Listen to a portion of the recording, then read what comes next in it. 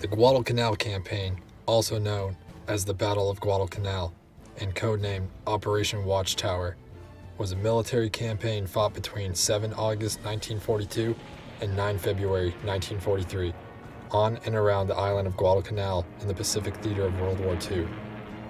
It was the first major offensive battle by the Allied forces against the Empire of Japan. On August 7, 1942, Allied forces, predominantly United States Marines, landed on Guadalcanal in the Solomon Islands, with the objective of denying the use of the island by the Japanese to threaten Allied supply and communication routes between the United States, Australia, and New Zealand. The Allies overwhelmed the outnumbered Japanese defenders, who had occupied the island since May 1942. Powerful American and Australian naval forces supported the landings.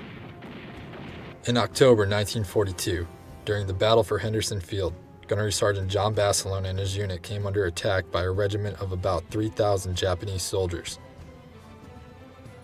On October 24th, Japanese forces began a frontal attack using machine guns, grenades, and mortars against the American heavy machine guns.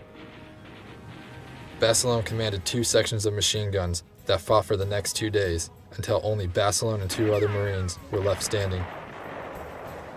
Basilone moved an extra gun into position and maintained continual fire against an incoming Japanese force.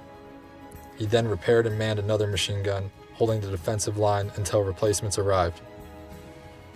Basilone went on to receive the Congressional Medal of Honor for his heroic actions on Guadalcanal and eventually gave his life on Iwo Jima.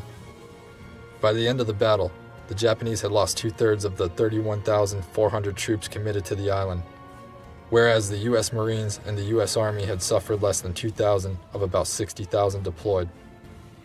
The ship losses on both sides were heavy, but by far, the most significant loss for the Japanese was the decimation of their elite group of naval aviators.